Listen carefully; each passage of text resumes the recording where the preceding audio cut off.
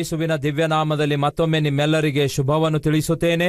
ನಿನ್ನೆಯ ದಿನದಲ್ಲಿ ನಿಮ್ಮೊಂದಿಗೆ ಯೋಬನ ಪುಸ್ತಕದ ಕುರಿತು ಹಂಚಿಕೊಂಡಿದ್ದೇನೆ. ಫ್ರೆಂಡ್ಸ್, ಯೋಬನ ಪುಸ್ತಕವು ಪರಿಶುದ್ಧ ಸತ್ಯವೇದವೆಂದು ಕರೆಯಲ್ಪಡುವ ಬೈಬಲ್ನಲ್ಲಿಯೇ ಅತ್ಯಂತ ಪುರಾತನವಾದ ಪುಸ್ತಕವೆಂದು ಬೈಬಲ್ ಪಂಡಿತರು ಭಾವಿಸುತ್ತಾ ಇರ್ತಾರೆ. ಅಂದರೆ ಮೋಶೆ ಆದಿಕಾಂಡ, ವಿಮೋಚನೆ ಕಾಂಡ, ಯಾಜಕ ಕಾಂಡ, ಅರಣ್ಯಕಾಂಡ, ಧರ್ಮೋಪದೇಶ ಕಾಂಡ ಬರೆದಿದ್ದಾನಲ್ಲವೇ? ಈ ಮೋಶೆಯ ಗ್ರಂಥಗಳಿಗಿಂತ ಮುಂಚಿತವಾಗಿ ಯೋಬನ ಪುಸ್ತಕ ಬರೆಯಲ್ಪಟ್ಟಿತು. ಅಂದರೆ ಬೈಬಲ್ನಲ್ಲಿರುವ 66 ಪುಸ್ತಕಗಳಲ್ಲಿ ಪುರಾತನವಾದ ಇಲ್ಲವೇ ಮೊಟ್ಟ ಮೊದಲ ಗ್ರಂಥವಾಗಲಿ ಪುಸ್ತಕವಾಗಲಿ ಯಾವುದಾದರೂ ಇರುವುದಾದರೆ ಯೋಬನ ಪುಸ್ತಕವಾಗಿದೆ. ಅದೇ ಪುರಾತನದ ಪುಸ್ತಕವಾಗಿದೆ. ಯಾಕೆಂದರೆ ಯೋಬನು ಅಬ್ರಹಾಮನಿಗಿಂತಲೂ ಮುಂಚಿತವಾಗಿ ಹುಟ್ಟಿದವನಾಗಿದ್ದಾನೆ. ಅವನಿಗಿರುವ ವಯಸ್ಸನ್ನು ನಾವು ನೋಡುವುದಾದರೆ ಅಷ್ಟು ಮಾತ್ರವಲ್ಲ, ಯೋಬನ ಅದ್ಭುತವಾದ ಆತ್ಮಿಕತೆ ಏನೆಂದರೆ ದೇವರನ್ನು ಅವನು ಸೇವಿಸುತ್ತಾ ಇರುವುದಾದರೆ, ದೇವರಿಗೆ ಪ್ರಾರ್ಥಿಸುತ್ತಾ ಇರುವುದಾದರೆ, ದೇವರನ್ನು ನಂಬುತ್ತಿರುವುದಾದರೆ ದೇವರೇನೋ ಆಶೀರ್ವಾದ ಕೊಡ್ತಾರೆ ಎನ್ನುವುದಕ್ಕಾಗಿ ಮಾತ್ರ ಅಲ್ಲವೇ ಅಲ್ಲ, ವರಗಳಿಗೋಸ್ಕರ ಅವನು ದೇವರನ್ನು ನಂಬಲಿಲ್ಲ. ದೇವರನ್ನು ದೇವರೆಂದು ನಂಬಿದ. ನಾನು ದೇವರಿಂದ ಸೃಷ್ಟಿಸಲ್ಪಟ್ಟಿದ್ದೇನೆ, ಆತನನ್ನು ಆರಾಧಿಸುವುದಕ್ಕಾಗಿ, ಆತನನ್ನು ಸೇವಿಸುವುದಕ್ಕಾಗಿ, ಆತನನ್ನು ನಂಬುವುದಕ್ಕಾಗಿ ಎಂಬ ವಾಸ್ತವವನ್ನು, ಸತ್ಯವನ್ನು ಗ್ರಹಿಸಿಕೊಂಡಿದ್ದ.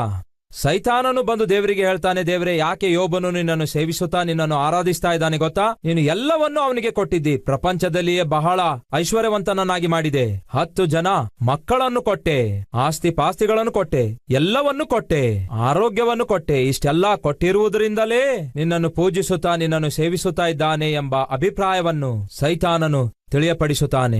ಬಹಳ ಜನರು ಯಾಕೆ ದೇವರ ಬಳಿಗೆ ಬರುತ್ತಾರೆ ಗೊತ್ತಾ? ವರಗಳಿಗೋಸ್ಕರ, ವರಗಳನ್ನು ಹೊಂದಿಕೊಳ್ಳುವುದಕ್ಕೋಸ್ಕರ, ಅವಶ್ಯಕತೆ ತೀರಿಸಿಕೊಳ್ಳುವುದಕ್ಕೋಸ್ಕರ.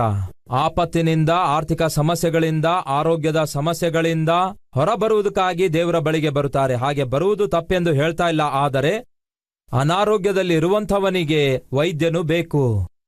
ಹಾಗೆಯೇ ನಮ್ಮ ಜೀವಿತದಲ್ಲಿರುವ ಅವಶ್ಯಕತೆ ತೀರಿಸುವುದಕ್ಕಾಗಿ ದೇವರಿದ್ದಾರೆ ಎಂಬ ನಂಬಿಕೆ ನಮಗಿರುವುದರಿಂದ ಆತನ ಬಳಿಗೆ ಬರ್ತೇವೆ. ಆದರೆ ಅವಶ್ಯಕತೆಗಳು ಪೂರೈಸಲ್ಪಟ್ಟ ನಂತರ ಹಾಗೆ ಪೂರೈಸಿರುವಂತಹ ದೇವರನ್ನು ಮರೆತು ಆತನಿಂದ ದೂರ ಆಗುವಂಥದ್ದು ಅದು ಒಳ್ಳೆ ವ್ಯಕ್ತಿತ್ವ ಅಲ್ಲವೇ ಅಲ್ಲ. ಯಾವಾಗ ದೇವರ ಬಳಿಗೆ ನಿಮ್ಮ ಅವಶ್ಯಕತೆ ಪೂರೈಸಿಕೊಳ್ಳುವುದಕ್ಕಾಗಿ ಮಾತ್ರವೇ ಬರುತ್ತೀರೋ, ಆಗ ನಿಮ್ಮ ಅವಶ್ಯಕತೆ ಪೂರೈಸಲ್ಪಟ್ಟ ನಂತರ ದೇವರನ್ನು ಬಿಟ್ಟು ಹೋಗ್ತೀರಿ.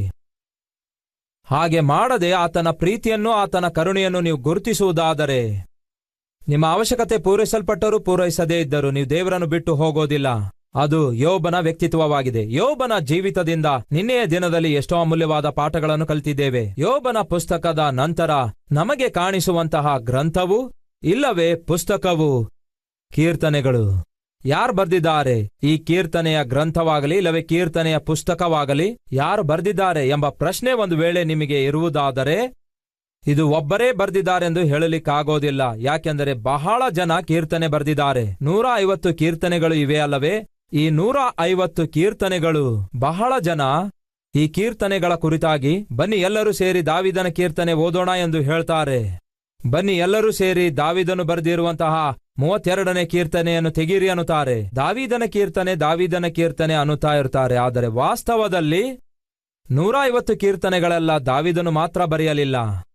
ಹಾಗಾದರೆ ದಾವೀದನು ಬರೆದಿರುವ ಕೀರ್ತನೆಗಳು ಎಷ್ಟಾಗಿವೆ ಎಂಬ ಪ್ರಶ್ನೆ ನಿಮಗಿರುವುದಾದರೆ, 73ರಿಂದ 75 ಕೀರ್ತನೆಗಳು ದಾವೀದನು ಬರೆದಿದ್ದಾನೆ. ಅಂದರೆ 150 ಕೀರ್ತನೆಗಳಲ್ಲಿ ದಾವೀದನು ಬರೆದಿರುವಂಥದ್ದು ಕೇವಲ ಅರ್ಧದಷ್ಟು ಮಾತ್ರವೇ ಎಂಬ ವಾಸ್ತವವನ್ನು ನಾವು ತಪ್ಪದೇ ಅರ್ಥ ಮಾಡಿಕೊಳ್ಳಬೇಕು. ಹಾಗಾಗಿ ಕೀರ್ತನೆಗಳು 150 ಆಗಿವೆ. ಈ 150 ಕೀರ್ತನೆಗಳಲ್ಲಿ ಎಷ್ಟು ವಚನಗಳಿವೆ ಎಂಬ ಪ್ರಶ್ನೆ ಇರುವುದಾದರೆ 2461 ವಚನಗಳು ಈ 150 ಕೀರ್ತನೆಗಳಲ್ಲಿ ನಾವು ನೋಡುತ್ತೇವೆ.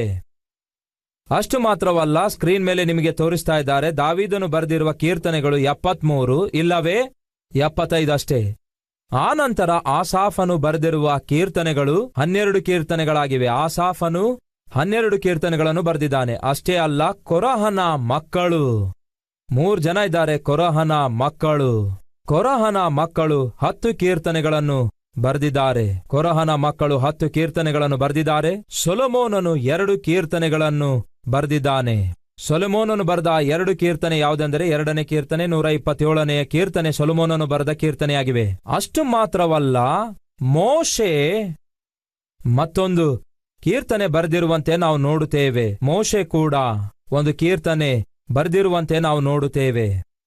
ಅಷ್ಟು ಮಾತ್ರವಲ್ಲ, ಹೆರಾನನು ಎಂಬ ಒಬ್ಬ ವ್ಯಕ್ತಿ ಏತಾನನು ಎಂಬ ಮತ್ತೊಬ್ಬ ವ್ಯಕ್ತಿ ಒಂದೊಂದು ಕೀರ್ತನೆ ಬರೆದಿರುವಂತೆ ನಾವು ಗಮನಿಸುತ್ತೇವೆ. ಸುಮಾರು 50 ಕೀರ್ತನೆಗಳು ಯಾರು ಬರೆದಿದ್ದಾರೆ ಎಂಬುದಾಗಿ ಅವರ ಹೆಸರು ನಾವು ಕಾಣುವುದಿಲ್ಲ.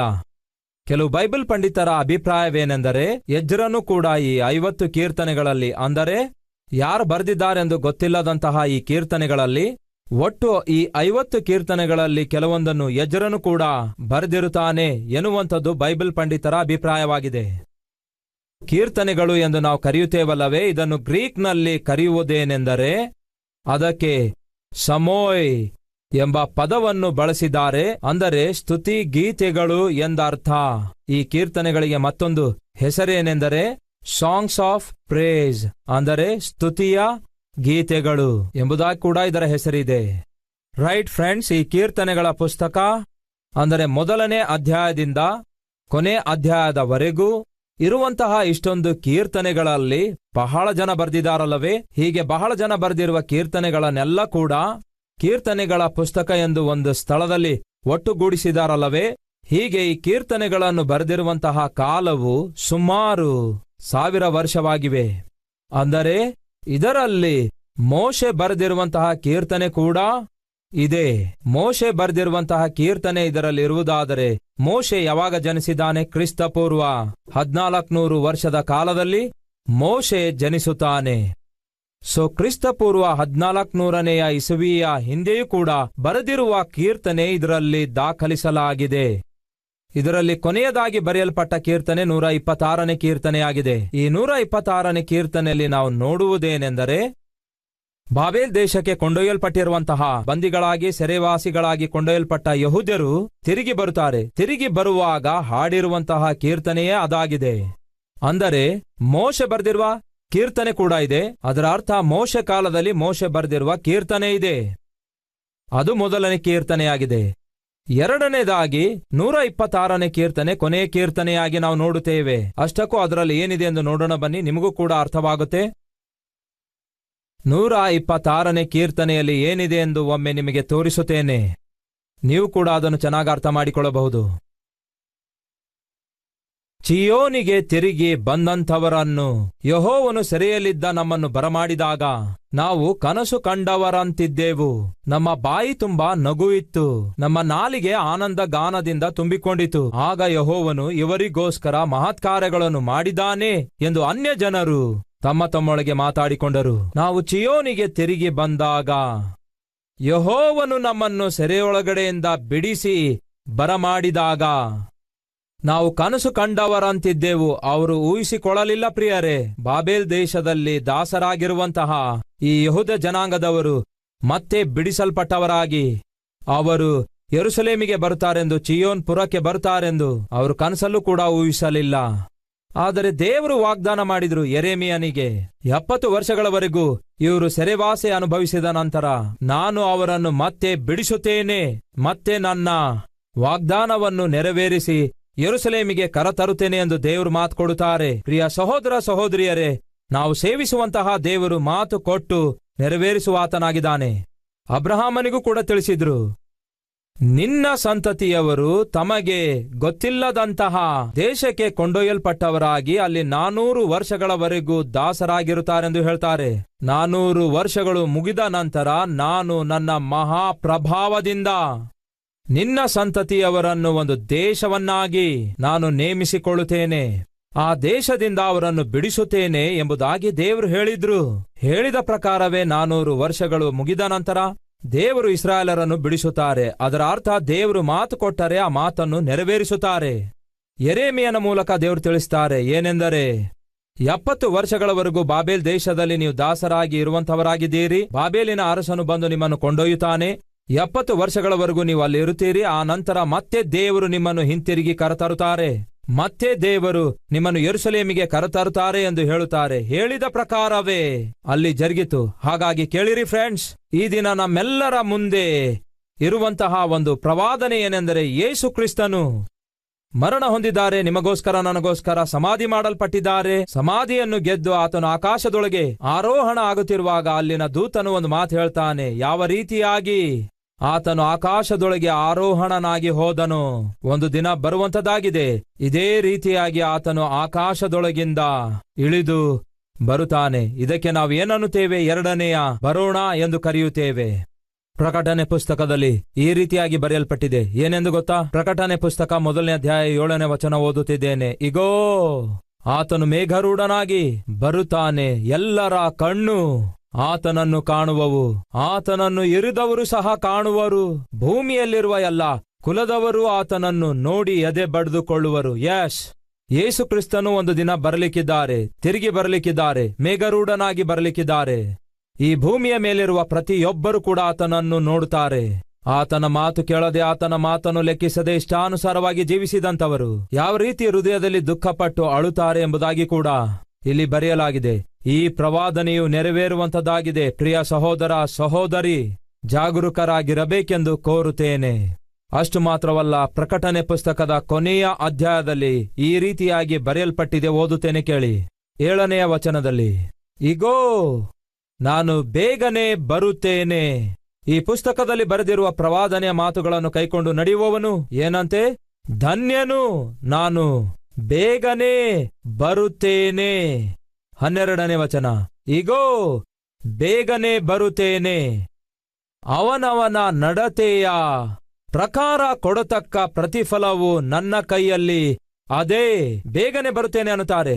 ಅಂದರೆ ಯೇಸು ಕ್ರಿಸ್ತನು ಮಾತು ಕೊಟ್ಟಿದ್ದಾರೆ, ನಾನು ಬೇಗನೆ ಬರ್ತೇನೆಂದು.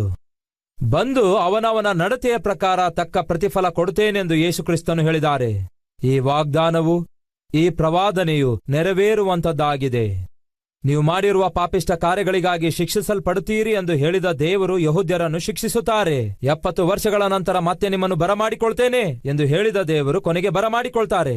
ಮಾತು ಕೊಟ್ಟು ನೆರವೇರಿಸುವಾತನು, ವಾಗ್ದಾನ ಮಾಡಿ ಆ ವಾಗ್ದಾನ ಖಂಡಿತವಾಗಿ ನೆರವೇರಿಸುವಾತನೇ ನಮ್ಮ ದೇವರು. ಅದಕ್ಕಾಗಿಯೇ ಪ್ರಿಯ ಸಹೋದರ ಸಹೋದರಿ, ದೇವರು ಹೇಳಿದ್ದಾರೆ, ನಮಗೆ ಬೇಗನೆ ಬರುತ್ತೇನೆಂದು ಹೇಳಿದ್ದಾರೆ. ಯಾವಾಗ ಬರ್ತಾರೆಂದು ಗೊತ್ತಿಲ್ಲ, ಆದರೆ ಖಂಡಿತವಾಗಿ ಬರುತ್ತಾನೆ. ಆತನು ಬರುವಾಗ ಕಳ್ಳನ ಹಾಗೆ ಬರುತ್ತೇನೆಂದು ಹೇಳಿದ್ದಾರೆ. ಅಂದರೆ ನಿಮಗೆ ಹೇಳದಂತೆ ಬರ್ತಾನೆ, ನೀವು ಊಹಿಸಲಾರದ ಸಮಯದಲ್ಲಿ ಬರ್ತಾನೆ. ಹಾಗಾಗಿ ಪ್ರತಿದಿನವೂ ನಾವು ಸಿದ್ಧರಾಗಿರುವಂಥದ್ದು ಅತ್ಯವಶ್ಯಕವೆಂಬ ಸತ್ಯ ಮರೆಯಬೇಡಿರೆಂದು ಕರ್ತನ ನಾಮದಲ್ಲಿ ಮನವಿ ಮಾಡಿಕೊಳ್ಳುತ್ತೇನೆ. ಪ್ರಿಯ ಸಹೋದರ ಸಹೋದರಿಯರೇ, 126ನೆಯ ಕೀರ್ತನೆ ಏನ್ ಹೇಳುತ್ತದೆ?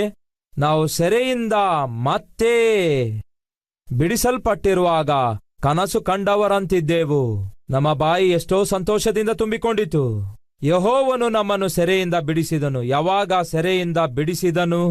ಸುಮಾರು ಕ್ರಿಸ್ತಪೂರ್ವ 445ರಲ್ಲಿ ನೆಹೆಮಿಯ ಬರುತ್ತಾನೆ. ಅದಕ್ಕಿಂತಲೂ ಮುಂಚೆ 13 ವರ್ಷ 457ರಲ್ಲಿ ಎಜ್ರನು ಬರುತ್ತಾನೆ. ದೇವರು ತಾನು ಮಾತು ಕೊಟ್ಟ ಪ್ರಕಾರ ತನ್ನ ಪ್ರಜೆಗಳಾಗಿರುವಂತಹ ಯೆಹೂದ ಜನಾಂಗವನ್ನು ಬಾಬೇಲ್ ದೇಶದಿಂದ 536ರಲ್ಲಿ ಜೆರುಬ್ಬಾಬೇಲನು ಎನ್ನುವಂತಹ ಒಬ್ಬ ಅದ್ಭುತನಾದ ನಾಯಕನಿಗೆ ಸಿದ್ಧಪಡಿಸಿ, ಯೇಷುವ ಎಂಬ ಯಾಜಕನನ್ನು ಸಿದ್ಧಪಡಿಸಿ, ದೇವರು ಸುಮಾರು 50,000 ಮಂದಿಯನ್ನು ಮತ್ತೆ ತಿರುಗಿ ಯೆರೂಸಲೇಮಿಗೆ ಕಳಿಸುತ್ತಾರೆ ಕೋರೇಷನ ಕಾಲದಲ್ಲಿ. ಅದಾದ ನಂತರ ಎಜ್ರನು ಬರ್ತಾನೆ. 457ನೆಯ ವರುಷದಲ್ಲಿ ತನ್ನೊಂದಿಗೆ ಸುಮಾರು 2,000 ಮಂದಿಯನ್ನು ಕರೆದುಕೊಂಡು ಆಲಯದಲ್ಲಿ ಸೇವೆ ಸಲ್ಲಿಸುವುದಕ್ಕಾಗಿ, ಜನರ ಜೀವಿತ ವಾಕ್ಯದಿಂದ ಉಜ್ಜೀವಗೊಳಿಸುವುದಕ್ಕಾಗಿ ಬರುತ್ತಾನೆ. ಅದಾದ ನಂತರ 445ರಲ್ಲಿ ನೆಹೆಮಿಯ ಹಾಳಾಗಿರುವಂತಹ, ಬಿದ್ದು ಹೋಗಿರುವಂತಹ ಪೌಳಿ ಗೋಡೆಯನ್ನು ನೆಹೆಮಿಯ ತಿರುಗಿ ಕಟ್ಟಲು ಬರ್ತಾನೆ. ಅಂದರೆ ದೇವರು ಹೇಳಿರುವ ಪ್ರಕಾರ ತಿರುಗಿ ಬಂದಿರುವಂತಹ ಜನಾಂಗಕ್ಕೆ ಬರೆದಿರುವಂತಹ ಕೀರ್ತನೆ ಇದಾಗಿದೆ. ಬಹುಶಃ ಎಜ್ರನು ಈ ಕೀರ್ತನೆ ಬರೆದಿರುತ್ತಾನೆ ಎನ್ನುವಂಥದ್ದು ಅನೇಕರ ಅಭಿಪ್ರಾಯವಾಗಿದೆ. ಅಂದರೆ ಎಜ್ರ ಇದನ್ನು ಬರೆದಿರುವುದಾದರೆ ಕ್ರಿಸ್ತ ಪೂರ್ವ 430 ಇಲ್ಲವೇ 440 ಇಲ್ಲವೇ 450 ಆ ಕಾಲದಲ್ಲಿ ಬರೆದಿರುವ ಕೀರ್ತನೆಯಾಗಿದೆ. ಮೋಶೆ ಬರೆದಿರುವ ಕೀರ್ತನೆ 1400ನೇ ಇಸ್ವಿಯಲ್ಲಿ ಬರೆದಿರುತ್ತಾನೆ. ಅಂದರೆ ಕ್ರಿಸ್ತಪೂರ್ವ 1400ನೇ ಇಸ್ವಿಯಲ್ಲಿ ಬರೆದಿರುತ್ತಾನೆ.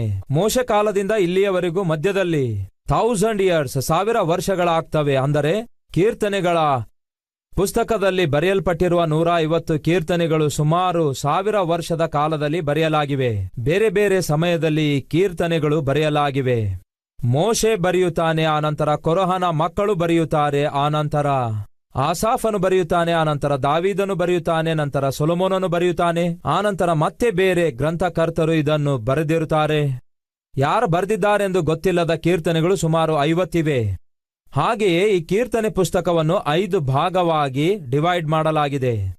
ಧರ್ಮಶಾಸ್ತ್ರದಲ್ಲಿ ನಮಗೆ 5 ಪುಸ್ತಕಗಳು ಕಾಣಿಸ್ತವೆ: ಆದಿಕಾಂಡ, ವಿಮೋಚನೆ ಕಾಂಡ, ಯಾಜಕ ಕಾಂಡ, ಅರಣ್ಯಕಾಂಡ, ಧರ್ಮೋಪದೇಶ ಕಾಂಡ. ವಿಚಿತ್ರವೇನೆಂದರೆ ಈ ಕೀರ್ತನೆ ಪುಸ್ತಕ ಡಿವೈಡ್ ಮಾಡಿದಾಗ ಆಳವಾಗಿ ಅದನ್ನು ಪರಿಶೀಲಿಸಿ ನೋಡಿದರೆ ಮೊದಲನೇ ಭಾಗ 5 ಆಗಿ ಡಿವೈಡ್ ಮಾಡಲಾಗಿದೆ ಎಂದು ಹೇಳಿದನಲ್ಲವೇ. ಮೊದಲನೇ ಭಾಗ 1ನೇ ಕೀರ್ತನೆಯಿಂದ 41ನೇ ಕೀರ್ತನೆಯವರೆಗೂ ಮೊದಲನೇ ಭಾಗವೆಂದು ಕರೆಯಲಾಗಿದೆ. ಈ ಮೊದಲನೇ ಭಾಗದಲ್ಲಿ ಸಾಧಾರಣವಾಗಿ ಕಾಣಿಸುವುದೇನೆಂದರೆ ಮನುಷ್ಯರ ಬಗ್ಗೆ ಅಲ್ಲಿ ಬರೆಯಲಾಗಿದೆ. ಆದಿಕಾಂಡದಲ್ಲೂ ಕೂಡ ನಾವು ಅದನ್ನೇ ನೋಡ್ತೇವೆ. ಮನುಷ್ಯನ ಹುಟ್ಟುವಿಕೆ, ಮಾನವ ಜಾತಿ ಬೆಳೆದು ಅಭಿವೃದ್ಧಿಯಾಗುವಂಥದ್ದು, ಮಾನವ ಜಾತಿಯ ವಿಸ್ತಾರ, ಇದೆಲ್ಲವನ್ನು ನಾವು ನೋಡ್ತೇವೆ. ಹಾಗಾಗಿ ಮೊದಲನೇ ಭಾಗವೆಂದು ಕರೆಯಲ್ಪಡುವ ಕೀರ್ತನೆ 1ರಿಂದ 41ನೆಯ ಕೀರ್ತನೆಗಳವರೆಗೂ ಆದಿಕಾಂಡ ಸೂಚಿಸುತ್ತದೆ ಎಂಬುದಾಗಿ ಅನೇಕ ಭಕ್ತರ ಒಂದು ಭಾವನೆಯಾಗಿದೆ. ಆನಂತರ ಮತ್ತೆ ಕೆಲವು ವಿಷಯ ನಿಮ್ಮೊಂದಿಗೆ ಹಂಚಿಕೊಳ್ಳಲು ಬಯಸುತ್ತೇನೆ. ಹಾಗಾಗಿ ಗಮನ ಕೊಟ್ಟು ಕೇಳಬೇಕೆಂದು ಕೋರಿಕೊಳ್ಳುತ್ತೇನೆ. 5 ಭಾಗಗಳಲ್ಲಿ 2ನೆಯ ಭಾಗ 31 ಕೀರ್ತನೆಗಳು. ಮೊದಲನೇ ಭಾಗ 41 ಕೀರ್ತನೆಗಳಾಗಿವೆ. 2ನೇ ಭಾಗ 31 ಕೀರ್ತನೆಗಳಾಗಿವೆ. ಅಂದರೆ 42ನೆಯ ಕೀರ್ತನೆಯಿಂದ 72ನೇ ಕೀರ್ತನೆಯವರೆಗೂ 31 ಕೀರ್ತನೆಗಳಿವೆ. ಇದು 2ನೇ ಭಾಗವಾಗಿದೆ. ಇದು ಬಿಡುಗಡೆಯನ್ನು ಸೂಚಿಸುತ್ತದೆ. ಈ 42ನೇ ಅಧ್ಯಾಯದಿಂದ 72ನೇ ಅಧ್ಯಾಯದವರೆಗೂ ನಾವು ನೋಡುವುದೇನೆಂದರೆ ಬಿಡುಗಡೆಯಾಗಿದೆ.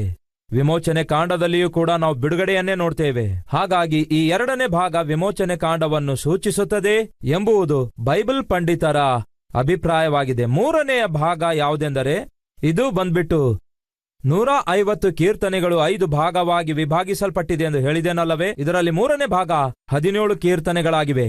ಇವು 73ನೇ ಕೀರ್ತನೆಯಿಂದ 89ನೇ ಕೀರ್ತನೆಯವರೆಗೂ ಯಾಜಕ ಕಾಂಡವನ್ನು ಸೂಚಿಸುತ್ತದೆ.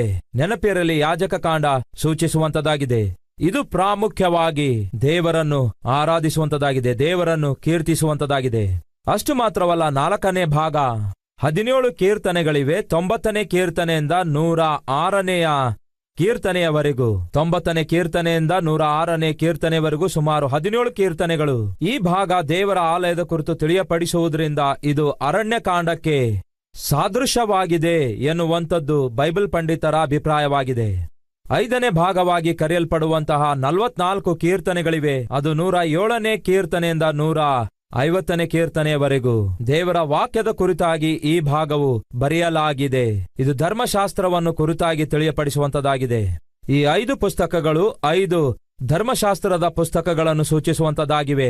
ಆಯಾ ಅಧ್ಯಾಯಗಳನ್ನು ಒಂದು ವೇಳೆ ನೀವು ಓದುವುದಾದರೆ, ಮೊದಲ 40 ಅಧ್ಯಾಯಗಳನ್ನು ನೀವು ಪರಿಶೀಲಿಸಿ ನೋಡುವುದಾದರೆ ಆದಿಕಾಂಡ ನಿಮಗೆ ಕಾಣಿಸುತ್ತದೆ. ಆ ನಂತರ 31 ಕೀರ್ತನೆ ನೀವು ಜಾಗ್ರತೆಯಿಂದ ಓದುವುದಾದರೆ ವಿಮೋಚನೆ ಕಾಂಡ ಕಾಣಿಸುತ್ತದೆ. ಆ ನಂತರದ 17 ಕೀರ್ತನೆಗಳು, ನಂತರದ 17 ಕೀರ್ತನೆಗಳು, 17 + 17 34 ಕೀರ್ತನೆಗಳನ್ನು ನೀವು ಓದುವುದಾದರೆ ಯಾಜಕ ಕಾಂಡ, ಅರಣ್ಯ ಕಾಂಡ ನಿಮಗೆ ಕಾಣಿಸುತ್ತವೆ. ಕೊನೆಯದಾದ ಲಾಸ್ಟ್ 44 ಕೀರ್ತನೆಗಳು ನೀವು ಆಳವಾಗಿ ಓದುವುದಾದರೆ ಧರ್ಮೋಪದೇಶ ಕಾಂಡವು ಆ ಕೊನೆಯ ಭಾಗದಲ್ಲಿ ಕಾಣಿಸುತ್ತದೆ ಎಂಬುದು ಬೈಬಲ್ ಪಂಡಿತರ ಅಭಿಪ್ರಾಯವಾಗಿದೆ. ಆ ನಂತರ ಮೊದಲನೇ ಭಾಗದಲ್ಲಿ ಹೆಚ್ಚು ಶೇಕಡರಷ್ಟು ಯಾರು ಬರೆದಿದ್ದಾರೆ ಎಂದು ನೀವು ಪರಿಶೀಲಿಸಿ ನೋಡುವುದಾದರೆ ಮೊದಲನೇ ಭಾಗದಲ್ಲಿ 41 ಕೀರ್ತನೆಗಳಿವೆ. ಈ ಎಲ್ಲಾ ಕೀರ್ತನೆಗಳು ಪ್ರಧಾನವಾಗಿ ದಾವೀದನು ಬರೆದಿರುವಂತೆ ನಾವು ಕಾಣುತ್ತೇವೆ. ಆ ನಂತರದ 2ನೇ ಭಾಗ 42ನೇ ಕೀರ್ತನೆಯಿಂದ 72ನೇ ಕೀರ್ತನೆವರೆಗೂ 2ನೇ ಭಾಗ ಆಗಿದೆ ಎಂದು ಹೇಳಿದೆನಲ್ಲವೇ. ಅದರಲ್ಲಿ ಪ್ರಧಾನವಾಗಿ ದಾವೀದನು ಪ್ಲಸ್ ಕೊರಹನ ಮಕ್ಕಳು ಈ ಕೀರ್ತನೆ ಭಾಗವನ್ನು ಪ್ರಧಾನವಾಗಿ ಅವರು ಬರೆದಿರುವಂತೆ ನಾವು ಕಾಣುತ್ತೇವೆ. 3ನೇ ಭಾಗ ಇದೆಯಲ್ಲವೇ, ಆ 3ನೇ ಭಾಗದಲ್ಲಿ ಪ್ರಧಾನವಾಗಿ ಆಸಾಫನು ಬರೆದಿರುವಂತಹ ಕೀರ್ತನೆಗಳು ಕಾಣಿಸುತ್ತವೆ. 17 ಕೀರ್ತನೆಗಳಲ್ಲಿ ಸುಮಾರು 12 ಕೀರ್ತನೆ ಆಸಾಫನು ಬರೆದಿದ್ದಾನೆ. ಈ 3ನೇ ಭಾಗದಲ್ಲಿ ಹೆಚ್ಚು ಶೇಕಡ ಆಸಾಫನ ಕೀರ್ತನೆಗಳನ್ನೇ ನಾವು ಕಾಣುತ್ತೇವೆ. ಈ 4ನೇ ಅಧ್ಯಾಯ ಏನಿದೆ ಅಲ್ಲವೇ, ಅದರಲ್ಲಿ ಪ್ರಧಾನವಾಗಿ 17 ಕೀರ್ತನೆಗಳನ್ನು ನಾವು ಕಾಣುವಂತವರಾಗಿರ್ತೇವೆ. 90ನೇ ಕೀರ್ತನೆಯಿಂದ 106ನೇ ಕೀರ್ತನೆವರೆಗೂ ಈ 17 ಕೀರ್ತನೆಗಳು ದೇವರ ಆಳ್ವಿಕೆಯ ಕುರಿತು ತಿಳಿಯಪಡಿಸುತ್ತವೆ. ಆದರೆ ಯಾರು ಬರೆದಿದ್ದಾರೆಂದು ನಮಗೆ ಗೊತ್ತಿಲ್ಲ. ಈ ಮಧ್ಯಭಾಗದಲ್ಲಿರುವ ಕೀರ್ತನೆಗಳು ಯಾರು ಬರೆದಿದ್ದಾರೆಂದು ಹೆಚ್ಚಾಗಿ ನಮಗೇನು ಗೊತ್ತಿಲ್ಲ. ಕೊನೆ ಭಾಗವಾಗಿರುವ 107ನೇ ಕೀರ್ತನೆಯಿಂದ 150ನೇ ಕೀರ್ತನೆವರೆಗೂ ಹೆಚ್ಚು ಶೇಕಡ ದಾವೀದನು ಬರೆದಿರುವಂತೆ ನಾವು ಕಾಣಬಹುದು. ಪ್ರಾಮುಖ್ಯವಾಗಿ ಈ ಕೀರ್ತನೆಗಳಲ್ಲಿ ಬರೆಯಲ್ಪಟ್ಟಿರುವುದು ದೇವರ ವಾಕ್ಯದ ಕುರಿತಾಗಿ ಎಂಬ ವಿಷಯ ಮರೆಯಬೇಡಿರಿ. ಅಷ್ಟು ಮಾತ್ರವಲ್ಲ, ಕೀರ್ತನೆಗಳು ಅಂದರೆ ನಾವು ಓದುವಂತಹ ಈ ಕೀರ್ತನೆಗಳು, ಇವುಗಳಲ್ಲಿ ಕೆಲವು ಪ್ರಾಮುಖ್ಯವಾದ ಕೀರ್ತನೆಗಳಿವೆ. ಯಾವ್ಯಾವೆಂದು ನಿಮ್ಮೊಂದಿಗೆ ಹಂಚಿಕೊಳ್ಳುತ್ತೇನೆ. ಅವುಗಳಲ್ಲಿ ಟಾಪ್ 10, ಈ 150 ಕೀರ್ತನೆಗಳಲ್ಲಿ ಅತಿ ಪ್ರಾಮುಖ್ಯವಾದ ಕೀರ್ತನೆಗಳು ಯಾವ್ಯಾವೆಂದು ನಿಮ್ಮೊಂದಿಗೆ ಹಂಚಿಕೊಳ್ಳುತ್ತೇನೆ. ಸ್ಕ್ರೀನಲ್ಲಿ ನಿಮಗೆ ತೋರಿಸ್ತಾ ಇದ್ದಾರೆ, ಗಮನ ಕೊಟ್ಟು ವೀಕ್ಷಿಸಬೇಕೆಂದು ಕೋರುತ್ತೇನೆ. ಅತಿ ಪ್ರಾಮುಖ್ಯವಾದ ಕೀರ್ತನೆಗಳಲ್ಲಿ ಮೊದಲನೇದಾಗಿ ಕೀರ್ತನೆ 23 ಆಗಿದೆ. ಯೆಹೋವನೇ ನನ್ನ ಕುರುಬನು, ನನಗ್ಯಾವ ಕೊರತೆ ಇಲ್ಲ ಎಂಬ ಈ ಕೀರ್ತನೆ 150 ಕೀರ್ತನೆಗಳಲ್ಲಿ ಅತಿ ಪ್ರಾಮುಖ್ಯವಾದ ಕೀರ್ತನೆಯಾಗಿದೆ. ಆ ನಂತರ ಎರಡನೇದಾಗಿ 121ನೇ ಕೀರ್ತನೆಯಾಗಿದೆ. ನನ್ನ ಕಣ್ಣೆತ್ತಿ ಪರ್ವತಗಳ ಕಡೆಗೆ ನೋಡುವೆನು, ನನ್ನ ಸಹಾಯವು ಎಲ್ಲಿಂದ ಬರುವಂಥದ್ದು ಎನ್ನುವಂಥದ್ದಾಗಿದೆ. ಮೂರನೇ ಕೀರ್ತನೆ 42ನೇ ಕೀರ್ತನೆಯಾಗಿದೆ. ಬಾಯಾರಿದ ಜಿಂಕೆಯು ನೀರಿನ ತೊರೆಗಳನ್ನು ಹೇಗೋ ಹಾಗೆಯೇ ನನ್ನ ಮನವು ನಿನ್ನನ್ನು ಬಯಸುತ್ತದೆ ಎನ್ನುವಂಥದ್ದಾಗಿದೆ. 4ನೇ ಕೀರ್ತನೆ 103ನೇ ಕೀರ್ತನೆಯಾಗಿದೆ. ನನ್ನ ಮನವೇ ಯೆಹೋವನನ್ನು ಕೊಂಡಾಡು, ಆತನು ಮಾಡಿರುವ ಉಪಕಾರಗಳಲ್ಲಿ ಒಂದನ್ನು ಮರೆಯಬೇಡ ಎನ್ನುವಂಥದ್ದಾಗಿದೆ. 5ನೇ ಕೀರ್ತನೆ 127ನೇ ಕೀರ್ತನೆಯಾಗಿದೆ. ಯೆಹೋವನು ಮನೆ ಕಟ್ಟದಿದ್ದರೆ ಅದನ್ನು ಕಟ್ಟುವವರು ಪ್ರಯಾಸ ಪಡುವುದು ವ್ಯರ್ಥ ಎನ್ನುವಂಥದ್ದಾಗಿದೆ. 6ನೇ ಕೀರ್ತನೆ 1ನೇ ಕೀರ್ತನೆಯಾಗಿದೆ. ಯಾವನು ದುಷ್ಟರ ಆಲೋಚನೆಯಂತೆ ನಡೆಯದೆ ಪಾಪಾತ್ಮರ ಮಾರ್ಗದಲ್ಲಿ ಕೂತುಕೊಳ್ಳದೆ ಎನ್ನುವಂಥದ್ದಾಗಿದೆ. 7ನೇದಾಗಿ 18ನೇ ಕೀರ್ತನೆಯಾಗಿದೆ. ಯೆಹೋವನೇ ನನ್ನ ಬಲವೇ, ಇದರ ಕುರಿತಾಗಿ ಒಂದು ಹಾಡು ಕೂಡ ಇದೆ. ಯೆಹೋವನೇ ನನ್ನ ಬಲವೇ, ಯಥಾರ್ಥವಾಗಿವೆ ನಿನ್ನ ಮಾರ್ಗಗಳು ಎಂಬುದಾಗಿ ಈ ಹಾಡು ಕೀರ್ತನೆ 18ರಿಂದ ಬಂದಿದೆ. 8ನೇದಾಗಿ 51ನೇ ಕೀರ್ತನೆಯಾಗಿದೆ. ಶುದ್ಧ ಹೃದಯವನ್ನು ನನ್ನಲ್ಲಿ ನಿರ್ಮಿಸು, ರಕ್ಷಣಾ ಆನಂದ ತಿರುಗಿ ಅನುಭವಿಸುವಂತೆ ಮಾಡು ಎನ್ನುವಂಥದ್ದಾಗಿದೆ. ದಾವೀದನು ಮಾಡಿರುವ ಪಾಪಕ್ಕಾಗಿ ಪಶ್ಚಾತ್ತಾಪ ಪಡುತ್ತಾ ಬರೆದಿರುವ ಕೀರ್ತನೆಯಾಗಿದೆ. ಬಹಳ ಪ್ರಾಮುಖ್ಯವಾದ ಕೀರ್ತನೆಯಾಗಿದೆ. ಪ್ರಾಮುಖ್ಯವಾಗಿ ಪಾಪ ಮಾಡಿದವರು ಪಶ್ಚಾತ್ತಾಪ ಪಡುವುದಕ್ಕಾಗಿ ಈ ಕೀರ್ತನೆ ಎಷ್ಟೋ ಪ್ರೇರೇಪಿಸುವಂಥದ್ದಾಗಿದೆ. 9ನೇದಾಗಿ 91ನೇ ಕೀರ್ತನೆಯಾಗಿದೆ. ಬೇಟೆಗಾರನ ಬಲೆಯಿಂದ ಆತನು ನನ್ನನ್ನು ತಪ್ಪಿಸುವನು, ಯಾವ ಉಪದ್ರವ ಬರದಂತೆ ಆತನು ನನ್ನನ್ನು ಕಾಪಾಡುವನು. ಇದು ಧೈರ್ಯ ಕೊಡುವ ಕೀರ್ತನೆಯಾಗಿದೆ. ಕೊನೆಯದಾಗಿ 118ನೇ ಕೀರ್ತನೆಯಾಗಿದೆ. ಅದರಲ್ಲಿ 8ನೇ ವಚನ ಹೇಳುತ್ತೆ, ಯೆಹೋವನನ್ನು ನಂಬುವುದೇ ಒಳ್ಳೆಯದು, ಅಂದರೆ ಮನುಷ್ಯರನ್ನು ಆಶ್ರಯಿಸುವುದಕ್ಕಿಂತ ಯೆಹೋವನನ್ನು ಆಶ್ರಯಿಸುವುದೇ ಒಳ್ಳೆಯದು ಎಂಬುದಾಗಿ ನಾವು ನೋಡುತ್ತೇವಲ್ಲವೇ. ಅದು ನೀವು ಗಮನ ಕೊಟ್ಟು ನೋಡುವುದಾದರೆ 118ನೇ ಕೀರ್ತನೆಯಲ್ಲಿ 118ನೇ ಕೀರ್ತನೆ 8ನೇ ವಚನದಲ್ಲಿ ಬರೆಯಲ್ಪಟ್ಟಿದೆ. ಕೀರ್ತನೆ 118 8ನೇ ವಚನ ಇಡೀ ಬೈಬಲ್ನಲ್ಲಿಯೇ ಮಧ್ಯದ ವಚನವಾಗಿದೆ. ಬೈಬಲ್ನಲ್ಲಿರುವಂತಹ 1189 ಅಧ್ಯಾಯಗಳಲ್ಲಿ ಮತ್ತು 66 ಪುಸ್ತಕಗಳಲ್ಲಿ ಮಧ್ಯದಲ್ಲಿ ಬರುವಂತಹ ವಚನ ಯಾವುದು ಗೊತ್ತಾ? 118ನೇಯ ಕೀರ್ತನೆ 8ನೇಯ ವಚನ. ಮನುಷ್ಯರನ್ನು ನಂಬುವುದಕ್ಕಿಂತ ಯೆಹೋವನನ್ನು ಆಶ್ರಯಿಸುವುದು ಒಳ್ಳೆಯದು. ಇದು ಕೇಂದ್ರವಾಗಿದೆ. ಇಡೀ ಬೈಬಲ್ಗೆ ಕೇಂದ್ರವಾಗಿರುವ ವಚನ ಯಾವುದೆಂದರೆ, ಮನುಷ್ಯರನ್ನು ನಂಬುವುದಕ್ಕಿಂತ ದೇವರನ್ನು ಆಶ್ರಯಿಸುವುದೇ ಒಳ್ಳೆಯದು ಎನ್ನುವಂಥದ್ದಾಗಿದೆ. ಗಮನ ಕೊಟ್ಟು ಕೇಳಿರಿ. ಈ ಕೀರ್ತನೆ 118ಕ್ಕಿಂತಲೂ ಮೊದಲು 594 ಅಧ್ಯಾಯಗಳಿವೆ. 118ನೇ ಕೀರ್ತನೆಯ ನಂತರ ಮತ್ತೆ 594 ಅಧ್ಯಾಯಗಳಿವೆ. ಈ 594 594 ಎರಡನ್ನು ಒಟ್ಟಿಗೆ ಸೇರಿಸುವುದಾದರೆ 1188 ಅಧ್ಯಾಯಗಳು ಬರ್ತವೆ. 594 ಪ್ಲಸ್ 594 ಈಸ್ ಈಕ್ವಲ್ ಟು 1188, ಅಂದರೆ 1188 ಸಂಖ್ಯೆ ಬರುತ್ತದೆ. ಈ 1188 ಅಧ್ಯಾಯ ನೀವು ನೋಡುವುದಾದರೆ ಈ 1188ರಲ್ಲಿ ಡಿವೈಡ್ ಮಾಡಿ ನೋಡಿ. 118 and 8 118 ಅಂದರೆ 118ನೇ ಅಧ್ಯಾಯ 8ನೇ ವಚನ ಹೇಳುತ್ತೆ, ಮನುಷ್ಯರನ್ನು ನಂಬುವುದಕ್ಕಿಂತ ಯೆಹೋವನನ್ನು ಆಶ್ರಯಿಸುವುದೇ ಒಳ್ಳೆಯದು. ಮತ್ತೆ ಅಲ್ಲಿಗೆ ಬರುತ್ತೇವೆ. ಅಂದರೆ ಪ್ರಿಯ ಸಹೋದರ ಸಹೋದರಿಯರೇ, ನಾವು ಮರೆಯಲಾರದೆ ಜ್ಞಾಪಕದಲ್ಲಿಟ್ಟುಕೊಳ್ಳಬೇಕಾದದೇನೆಂದರೆ, ಯಾವುದೇ ಕಷ್ಟ ಬಂದರೂ, ಶ್ರಮೆ ಬಂದರೂ, ಬಾಧೆ ಬಂದರೂ ಕೂಡ ಖಂಡಿತವಾಗಿ ನಾವು ಆಶ್ರಯಿಸಬೇಕಾದದ್ದು ಮನುಷ್ಯರನ್ನು ಅಲ್ಲವೇ ಅಲ್ಲ ಪ್ರಿಯರೇ. ಖಂಡಿತವಾಗಿ ನಾವು ಆಶ್ರಯಿಸಬೇಕಾದದ್ದು ದೇವರನ್ನೇ ಎಂಬ ವಿಷಯವನ್ನು ಮರೆಯಬೇಡಿ. ಪುಸ್ತಕ ಪ್ರಪಂಚದಲ್ಲಿಯೇ ಅತ್ಯಧಿಕವಾಗಿ ದೇವರ ಮಕ್ಕಳೆಂದು ಕರೆಯಲ್ಪಡುವ ಕ್ರೈಸ್ತರು ಬಹಳವಾಗಿ ಓದುವಂತಹ ಪುಸ್ತಕವಾಗಿದೆ. ಯಾಕೆಂದರೆ ಈ ಕೀರ್ತನೆಗಳ ಪುಸ್ತಕದಲ್ಲಿ ನಾವು ಆಳವಾಗಿ ಪರಿಶೀಲಿಸಿ ನೋಡುವುದಾದರೆ ಹಾಡುಗಳಿರುತ್ತವೆ, ಎರಡನೇದಾಗಿ ಪ್ರಾರ್ಥನೆಗಳಿರುತ್ತವೆ, ಮೂರನೇದಾಗಿ ಪ್ರವಾದನೆಗಳಿರುತ್ತವೆ, ನಾಲ್ಕನೇದಾಗಿ ಪ್ರಲಾಪಗಳಿರುತ್ತವೆ. ಹೀಗೆ ಅನೇಕ ಸಂದರ್ಭಗಳಲ್ಲಿ ಬಹು ಕಷ್ಟಕರವಾದ ಕ್ಲಿಷ್ಟಕರವಾದ ಸ್ಥಿತಿಯನ್ನು ಭಕ್ತರು ಹಾದು ಹೋಗುವಾಗ ಅವರ ಮನಸ್ಸಲ್ಲಿ ಹೊಳೆದಿರುವಂತಹ, ಹಾಗೆ ಅವರ ಹೃದಯದಲ್ಲಿ ಉಂಟಾದಂತಹ ಭಯದಿಂದ ಹುಟ್ಟಿ ಬಂದಿರುವಂತಹ ಅದ್ಭುತವಾದ ಕೀರ್ತನೆಗಳಾಗಿವೆ. ಹಾಗಾಗಿ ಈ 150 ಕೀರ್ತನೆಗಳಲ್ಲಿ ನೀವು ಯಾವತ್ತೇ ಆಗಲಿ ಯಾವುದೇ ಕೀರ್ತನೆ ಓದುವಾಗ ಆ ಕೀರ್ತನೆಗೂ ನಿಮ್ಮ ಜೀವಿತಕ್ಕೂ ಬಹು ನಿಕಟ ಸಂಬಂಧ ಇರುವಂತೆ ಭಾವಿಸುತ್ತೀರಿ. ಯಾಕೆಂದರೆ ಅದು ವೈಯಕ್ತಿಕ ಜೀವಿತದಿಂದ ಹುಟ್ಟಿ ಬಂದಿರುವಂತಹ ಪ್ರಾರ್ಥನೆ ಆಗಿರಬಹುದು, ಪ್ರಲಾಪ ಆಗಿರಬಹುದು, ದೇವರು ಕೊಟ್ಟಿರುವಂತಹ ಪ್ರವಾದನೆ ಆಗಿರಬಹುದು, ಇಲ್ಲವೇ ಪ್ರಸ್ತುತಿಯಾಗಿರಬಹುದು, ಅಂದರೆ ಹಾಡುಗಳಾಗಿರಬಹುದು. ಹಾಗಾಗಿ 150 ಕೀರ್ತನೆಗಳು.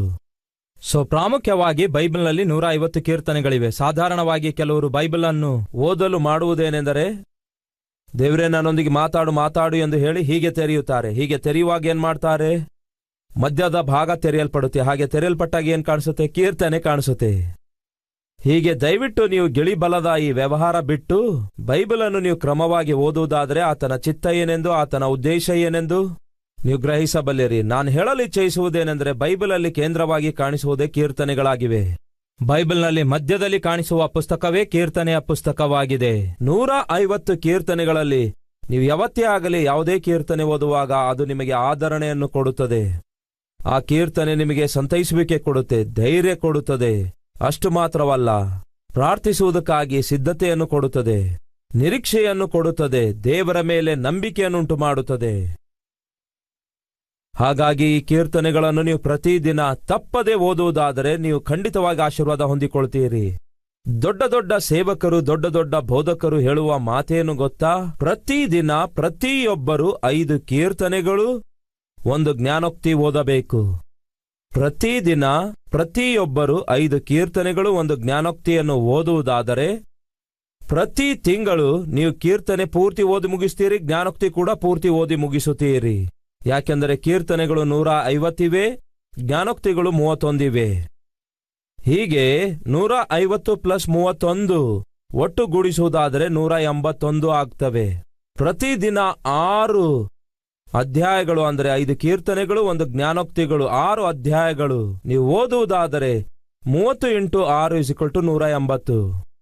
ಅಂದರೆ ನೀವು ಪ್ರತಿದಿನ ದೇವರ ವಾಕ್ಯವನ್ನು ಧ್ಯಾನಿಸುತ್ತಿರುವಾಗ ನಿಮ್ಮ ಪ್ರಾರ್ಥನೆಯ ಜೀವಿತ ಆಗಿರ್ಬೋದು, ನಿಮ್ಮನ್ನು ಸರಿಪಡಿಸಿಕೊಳ್ಳುವಂಥದ್ದಾಗಿರ್ಬೋದು, ದೇವರ ಮತ್ತಷ್ಟು ನಿಕಟತೆಗೆ ಬರುವಂಥದ್ದಾಗಿರ್ಬೋದು, ಧೈರ್ಯಗೋಸ್ಕರ ಆಗಿರ್ಬೋದು, ಇಲ್ಲವೇ ಸರಿಯಾದಂತಹ ಗೈಡೆನ್ಸ್ಗೋಸ್ಕರ ಆಗಿರಬಹುದು.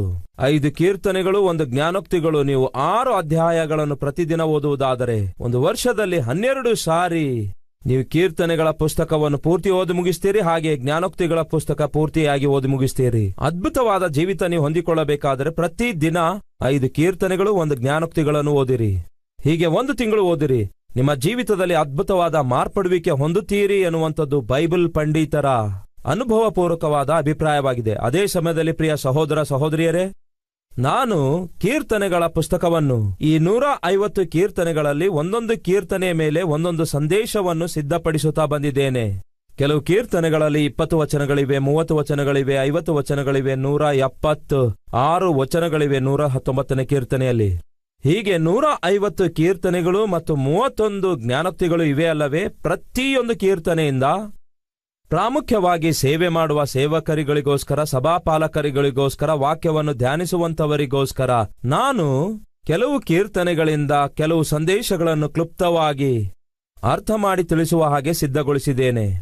ಅಂದರೆ ಆಯಾ ಕೀರ್ತನೆಗಳು ಕಲಿಸುವಂಥದ್ದೇನಾಗಿದೆ, ಆಯಾ ಕೀರ್ತನೆಗಳಿಂದ ಕಲಿಯುವ ಪಾಠಗಳೇನಾಗಿವೆ ಎಂಬ ಪ್ರಶ್ನೆ ನಿಮಗಿರುವುದಾದರೆ, ನಾನು ಸಿದ್ಧಪಡಿಸಿರುವ ಸಂದೇಶಗಳ ಸಾರಾಂಶವು ನಿಮಗೆ ಆ ಕೀರ್ತನೆಯಲ್ಲಿರುವ ಸತ್ಯವನ್ನು ತಿಳಿಯಪಡಿಸುತ್ತದೆ. ಉದಾಹರಣೆಗೆ ಸ್ಕ್ರೀನಲ್ಲಿ ನಿಮಗೆ ಒಮ್ಮೆ ತೋರಿಸ್ತಿದ್ದಾರೆ ನೋಡಿ. 14ನೇ ಕೀರ್ತನೆ ನೀವು ನೋಡುವಾಗ ಅದರಲ್ಲಿ 2 ವಿಧವಾದ ಜನರು ಕಾಣಿಸ್ತಾರೆ. ಒಂದು ವಿಧವಾದವರು ಪಾಪಿಗಳು, ಮತ್ತೊಬ್ಬರು ನೀತಿವಂತರು. 14ನೇ ಕೀರ್ತನೆ ಪಾಪಿಗಳು ವರ್ಸಸ್ ನೀತಿವಂತರು. ಇವರ ಜೀವಿತಗಳ ಕುರಿತಾಗಿ ಅಲ್ಲಿ ಬರೆಯಲ್ಪಟ್ಟಿದೆ. ಏನೆಂದು ಬರೆಯಲ್ಪಟ್ಟಿದೆ? ನೀವು ಅದನ್ನು ಓದುವಾಗ ಬಹಳ ವಿಷಯಗಳು ನೀವು ಕಂಡುಕೊಳ್ಳಬಹುದು. ಆದರೆ ನಾನು ಅದನ್ನು ಸಿಂಪ್ಲಿಫೈ ಮಾಡಿದ್ದೇನೆ. ಹೇಗೆ? ಪಾಪಿಗಳು ಅಂದರೆ ಪಾಪಿಷ್ಟ ಕೆಲಸವನ್ನು ಮಾಡುವವರು, ಪರಿಶೀಲಿಸಲ್ಪಡುತ್ತಾರೆ, ಪತನವಾಗುತ್ತಾರೆ, ಹೇಡಿಗಳಾಗುತ್ತಾರೆ. ಪಾಪ ಮಾಡುವಂಥವರು ಹೇಡಿಗಳಾಗಿರುತ್ತಾರೆ, ಪಾಪ ಮಾಡುವಂಥವರು ಪತನವಾಗುತ್ತಾರೆ, ಪಾಪ ಮಾಡುವಂಥವರು ಪರೀಕ್ಷಿಸಲ್ಪಡುತ್ತಾರೆ, ಪಾಪ ಮಾಡುವಂಥವರು ಪಾಪಿಷ್ಟ ಕೆಲಸಗಳನ್ನೇ ಮಾಡ್ತಾರೆ. ಇದು ಪಾಪಿಷ್ಟರ ಬಗ್ಗೆ ಕಾಣಿಸುತ್ತದೆ. ನೀತಿವಂತರು ಆಶ್ರಯ ಹೊಂದುತ್ತಾರೆ, ದೇವರು ಅವರಿಗೆ ಆಶ್ರಯವಾಗಿರ್ತಾರೆ. ಎರಡನೇದಾಗಿ ಆದುಕೊಳ್ಳಲ್ಪಡುತ್ತಾರೆ. ಯಾವ ಆಪತ್ತು ಬಂದ್ರೂ ಕೂಡ ಅವರನ್ನು ಆದುಕೊಳ್ಳಲು ದೇವರು ಯಾವತ್ತೂ ಸಿದ್ಧವಾಗಿರ್ತಾರೆ. ಮೂರನೇದು ಆನಂದಿಸ್ತಾರೆ.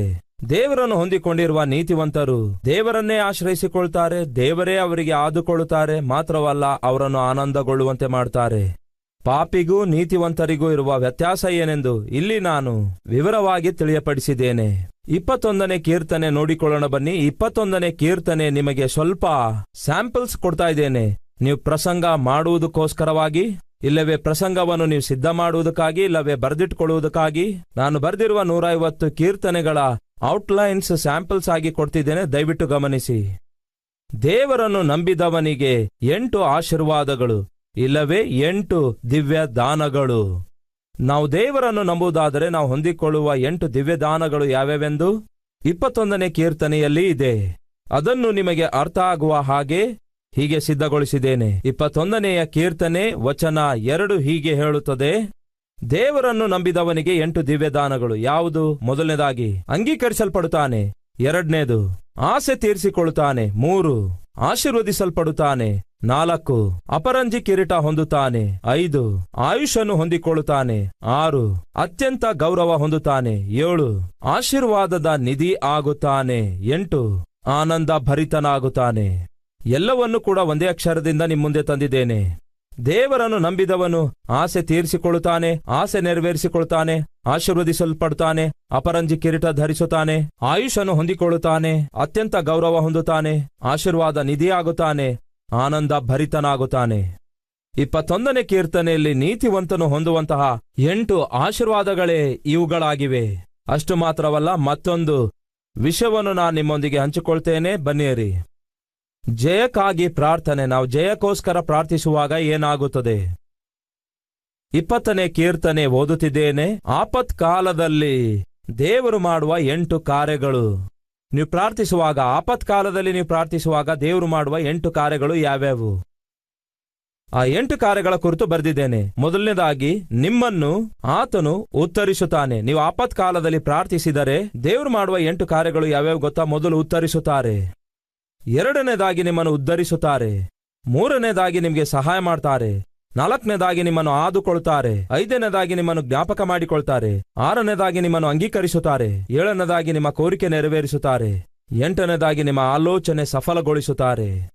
ಅಂದರೆ 20ನೆಯ ಕೀರ್ತನೆಯಲ್ಲಿ ದೇವರು ತನ್ನ ಮಕ್ಕಳು ತನಗೆ ಪ್ರಾರ್ಥನೆ ಮಾಡುವಾಗ, ಅಂದರೆ ಆಪತ್ಕಾಲದಲ್ಲಿದ್ದು ಪ್ರಾರ್ಥನೆ ಮಾಡುವಾಗ ದೇವರು ಯಾವ ರೀತಿಯಾಗಿ ಅವರಿಗೆ ಪ್ರತಿಕ್ರಿಯೆ ಸಲ್ಲಿಸುತ್ತಾರೆಂದು ಅಲ್ಲಿ ನಾನು ತಿಳಿಯಪಡಿಸಿದ್ದೇನೆ. 29ನೇ ಕೀರ್ತನೆಯಲ್ಲಿ ದೇವರ ವಾಕ್ಯದ ಕುರಿತಾಗಿ, ದೇವರ ಸ್ವರದ ಕುರಿತಾಗಿ ಬರೆಯಲಾಗಿದೆ. ಕ್ಲುಪ್ತವಾಗಿ ಅದರ ಕುರಿತು ನಿಮಗೆ ತಿಳಿಯಪಡಿಸುತ್ತೇನೆ, ಕೇಳ್ರಿ. ಮೊದಲನೇದಾಗಿ ಯೆಹೋವನ ಸ್ವರದ ಕುರಿತು ಬರೆಯಲಾಗಿದೆ. ಯೆಹೋವನ ಸ್ವರವು ಪ್ರಭಾವವುಳ್ಳದಾಗಿದೆ. ಯೆಹೋವನ ಸ್ವರವು ವೃಕ್ಷದ ಹಾಗೆ ಅಪಾರವಾಗಿದೆ. ಯೆಹೋವನ ಸ್ವರವು ಅಗ್ನಿಯನ್ನು ಪ್ರಜ್ವಲಿಸುವಂತದಾಗಿದೆ. ಯೆಹೋವನ ಸ್ವರವು ಅರಣ್ಯವನ್ನು ಕದಲಿಸುವಂತದಾಗಿದೆ. ಯೆಹೋವನ ಸ್ವರವು ಕಾಡನ್ನು ಬರಿದಾಗಿ ಮಾಡುವುದು. ಯೆಹೋವನ ಸ್ವರವು ಎಲೆಗಳನ್ನು ಉದುರಿಸುವುದು. ಯೆಹೋವನ ಸ್ವರದ ಪ್ರತ್ಯೇಕತೆ ಏನೆಂದು 29ನೇ ಕೀರ್ತನೆಯಲ್ಲಿ ಹೀಗೆ ಬರೆಯಲಾಗಿದೆ. ಕೊನೆಯದಾಗಿ ಕೀರ್ತನೆ 18. ಇದೇ ಕೀರ್ತನೆ 2ನೇ ಸಾಮುವೇಲ 22ನೇ ಅಧ್ಯಾಯದಲ್ಲಿ ಕೂಡ ನೋಡಬಹುದು. ಹಾಗೆಯೇ ಈ ಕೀರ್ತನೆಯಿಂದ ಕಲಿಯುವಂತಹ ಪಾಠ ಏನಾಗಿದೆ? ಪ್ರಾಮುಖ್ಯವಾಗಿ ಈ ಕೀರ್ತನೆ ತಿಳಿಯಪಡಿಸುವುದೇನೆಂದರೆ, ದೇವರಿಗೆ ಪ್ರಾರ್ಥನೆ ಮಾಡುವುದಾದರೆ ಆತನು ಬಿಡಿಸುತ್ತಾನೆ. ಪ್ರಾರ್ಥಿಸಿದರೆ ಬಿಡಿಸುತ್ತಾರೆ, ವಿಧೇಯರಾದರೆ ಕನಿಕರಿಸುತ್ತಾರೆ, ಆಶ್ರಯಿಸಿದರೆ ಶಕ್ತಿ ಕೊಡುತ್ತಾರೆ, ಸ್ತುತಿಸಿದರೆ ಹೆಚ್ಚಿಸುತ್ತಾರೆ. ಈ ಕೀರ್ತನೆಯಿಂದ ನಾವು ಕಲಿಯುವಂತಹ 4 ಶ್ರೇಷ್ಠವಾದ ಪಾಠಗಳು ಯಾವ್ಯಾವೆಂದರೆ, ನಾವು ದೇವರಿಗೆ ಪ್ರಾರ್ಥನೆ ಮಾಡುವುದಾದರೆ ಆತನು ನಮ್ಮನ್ನು ಬಿಡಿಸುತ್ತಾನೆ. 2ನೇದು, ದೇವರಿಗೆ ನಾವು ವಿಧೇಯರಾಗುವುದಾದರೆ ಕನಿಕರಿಸುತ್ತಾರೆ. 3, ದೇವರನ್ನು ನಾವು ಆಶ್ರಯಿಸುವುದಾದರೆ ಶಕ್ತಿ ಕೊಡ್ತಾರೆ. 4, ದೇವರನ್ನು ಸ್ತುತಿಸುವುದಾದರೆ ಆತನು ನಮ್ಮನ್ನು ಹೆಚ್ಚಿಸುತ್ತಾನೆ. ಅಂದರೆ ಬಿಡಿಸುತ್ತಾರೆ, ಕನಿಕರಿಸುತ್ತಾರೆ, ಶಕ್ತಿಯನ್ನು ಕೊಡ್ತಾರೆ, ಹೆಚ್ಚಿಸುತ್ತಾರೆ. ಇವು ಕೀರ್ತನೆ 18ರಿಂದ ಕಲಿಯುವಂತಹ ಪಾಠ ಆಗಿದೆ. ಹೀಗೆ ಪ್ರತಿಯೊಂದು ಕೀರ್ತನೆಯಿಂದಲೂ ನಾನು ಒಂದೊಂದು ಸಂದೇಶಗಳನ್ನು ಸಿದ್ಧಪಡಿಸಿ 150 ಕೀರ್ತನೆಗಳಿಂದ 150 ಸಂದೇಶಗಳನ್ನು ಮಾಡಿದ್ದೇನೆ. ಹಾಗೆ ಜ್ಞಾನೋಕ್ತಿಗಳಿಂದ 31 ಸಂದೇಶಗಳನ್ನು ಮಾಡಿದ್ದೇನೆ. ಈ ರೀತಿಯಾಗಿ ಇವುಗಳನ್ನು ಪೂರ್ತಿಯಾಗಿ ನೀವು ಓದುವಾಗ, ದೇವರೇ ಇವುಗಳಿಂದ ನಾನು ಕಲಿಯುವ ಪಾಠ ಏನಾಗಿದೆ ಎಂಬ ಪ್ರಶ್ನೆ ನಿಮಗಿರುವುದಾದರೆ, ಈ ಔಟ್ಲೈನ್ಸ್ ನೀವು ಓದುವಾಗ ಸುಲಭವಾಗಿ ಆ ಕೀರ್ತನೆ ನಿಮಗೆ ಅರ್ಥವಾಗ್ತದೆ. ಪ್ರಿಯ ಸಹೋದರ ಸಹೋದರಿಯರೇ, ದಯವಿಟ್ಟು ಕೇಳ್ರಿ. ಕೀರ್ತನೆಗಳ ಪುಸ್ತಕವು ಅತಿ ಪ್ರಾಮುಖ್ಯವಾದ ಪುಸ್ತಕವೆಂದು ನಾವು ಕರೆಯುತ್ತೇವೆ. ಕಾರಣವೇನೆಂದರೆ ಬೈಬಲ್ನಲ್ಲಿ ದೇವರಿಂದ ಬಹು ಬಲವಾಗಿ ಉಪಯೋಗಿಸಲ್ಪಟ್ಟಿರುವ ಅನೇಕ ಜನರ ಆತ್ಮೀಕ ಅನುಭವಗಳು, ಅವರು ಕಲಿತಂತಹ ಪಾಠಗಳು, ಅವರು ಮಾಡಿರುವ ಪ್ರಾರ್ಥನೆಗಳು, ಹಾಡಿರುವ ಹಾಡುಗಳು, ಪ್ರವಾದನ ವಾಕ್ಯಗಳು, ವಾಗ್ದಾನಗಳು ಇವೆಲ್ಲವುಗಳನ್ನು ಒಟ್ಟಿಗೆ ಸೇರಿಸಿ ಒಂದೇ ಸ್ಥಳದಲ್ಲಿ ರಚಿಸಿರುವಂತಹ ಪುಸ್ತಕ ಇದಾಗಿದೆ. ಹಾಗಾಗಿ ಯಾವತ್ತೇ ನಾವು ಕೀರ್ತನೆಯನ್ನು ಓದುವಾಗ ಅದು ನಮಗೆ ಬಹು ಶ್ರೇಷ್ಠವಾದ ಆನಂದವನ್ನಾಗಲಿ ಆತ್ಮಿಕತೆಯನ್ನಾಗಲಿ ಅನುಭವವನ್ನಾಗಲಿ ಅನುಗ್ರಹಿಸುತ್ತದೆ.